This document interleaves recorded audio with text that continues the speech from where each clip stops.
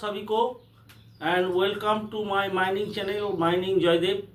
तो आज हम डेंसिटी ऑफ एयर और नेचुरल वेंटिलेशन प्रेशर का क्या लॉ है, फार्मूला है, उसको कैसे निकाला जाता है, उसी को लेके आलोचना करेंगे।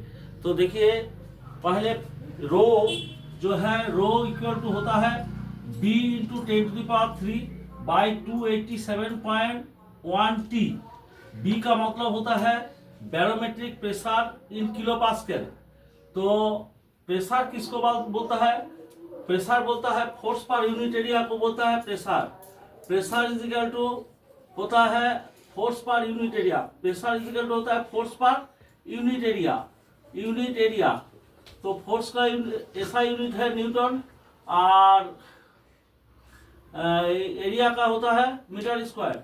मतलब 1 न्यूटन पर metre square is equal to होता है आपको 1 पास्कल। तो किलो पास्कल में बोला है, तो 1000 pascal is equal to 1 newton पर metre square, then kilo pascal is equal to 1000 pascal. तो barometric pressure always will be in kilo pascal. B equal to barometric pressure in kilo pascal, और pascal 1 pascal is equal to 1 newton पर metre square बोला है। 1 kilo pascal is equal to 1000 pascal होगा, ठीक है ना। और टेम्परेचर केल्विन में होगा। तो टेम्परेचर हम लोग कौन कौन स्तर में लिखता है ना, तीनों स्तर में लिखता है। एक तो है सेंटीग्रेड, एक तो फ़ारेनहाइट, एक तो केल्विन, तीन है। तो मान लीजिए यहाँ पर 287.1 है यूनिवर्सल गैस कांस्टेंट। टी का बोल दिया, बी का बोल दिए है, और ए वाला देखिए rho is equal to density. Density is equal to हम लोग जानते हैं मास पर यूनिट वॉल्यूम। तो मास का यूनिट होता है ऐसा यूनिट में केजी, और वॉल्यूम का होता है मीटर क्यूब। तो ये जो रो डेंसिटी ऑफ एयर, ये हम लोग फॉर्मूला लिखा है density of air. Density of air, density of air in KG पर मीटर क्यूब। केजी पर मीटर क्यूब होगा, केजी पर मीटर क्यूब होगा। तो मान लीजिए 90 डिग्री फ़ारेनहाइट है, तो उसको सेंटीग्रेड में कन्वर्ट करना है। तो बहुत ही निम्न स्तर में जो 9-10 का स्टैंडर्ड में है, तो उसी में आप लोग सीखे हैं कि C/5 we know that C/5 is equal to F minus 32/9 होता है। तो C/5 is equal to 90 - 32/9। C/5 is equal to, इससे इसको घटा करेंगे तो 58 आएगा बाई 9। इससे इसको गुणा करेंगे तो 9C is equal to 290 degree आएगा, और C इक्वल टू आ जाएगा 290/9 is equal to 32.2 degree centigrade. तो देखिए 90 degree Fahrenheit is equal to होगा 32.2 डिग्री सेंटीग्रेड। वैसे डिग्री सेंटीग्रेड दिया रहेगा तो फ़ारेनहाइट को भी बदल सकते हैं आप।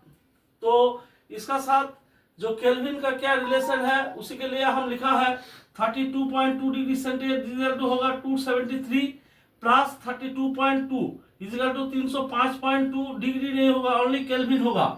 तो देखिए, ये हम डेंसिटी ऑफ एयर का फॉर्मूला लिखा है। ये वाला थोड़ा सा देख लीजिए, नहीं तो जो आपको नेचुरल वेंटिलेशन प्रेशर का जो फॉर्मूला हम निकालेंगे तो उसमें थोड़ा सा दिक्कत होगा। तो फिर से हम एक बार बोल देते हैं, rho is equal to density of air, density of air in KG पर metre cube. B is equal to barometric pressure in kilo pascal. 10 constant है 1000, और ये 287.1 ये है universal gas constant. T is equal to temperature in kelvin. तो ऐसे दिखाया C/5 is equal to F minus 32/9। जो रिजल्ट आएगा डिग्री सेंटीग्रेड में, उसको कन्वर्ट करके डिग्री सेंटीग्रेड के साथ 273 जो कर देने से आपको हो जाएगा केल्विन। और प्रेशर का यूनिट होता है, प्रेशर किसको बोलता है? फोर्स पर यूनिट एरिया, न्यूटन पर मीटर स्क्वायर।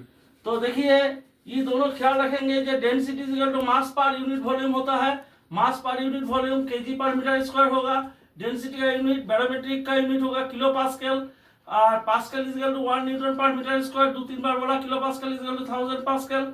और जो बोल रहा है कि प्रेशर किसको बोलता है ना, फोर्स पर यूनिट एरिया को बोलता है प्रेशर, उसका यूनिट है पास्कल, ऐसा यूनिट है पास्कल।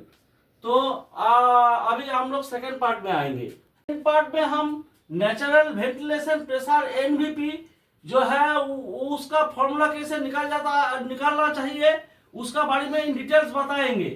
तो देखिए, natural ventilation pressure NVP in a mine is the difference of pressure of air column of downcast and upcast shaft. तो धरिए डाउनकास्ट शाफ्ट में प्रेशर है P1, अपकास्ट में है P2. P1 pressure in intake shaft and P2 pressure in downcast shaft. Intake नहीं, downcast shaft. एक तो इनके downcast shaft का प्रेशर और अपकास्ट शाफ्ट का प्रेशर. तो देखिए हम लोग जानते हैं जे कोई चीज का जैसे हम लोग ये निकालेंगे, प्रेशर निकालेंगे तो उसको depth into density into acceleration due to gravity होता है. Depth into density into acceleration due to gravity. तो ये जो देखिए रो डी है ना, जो रो डी है, रो डी का वैल्यू हम पहले अभी सिखाया, बी डी इंटू 10⁻³ 287.1 TD.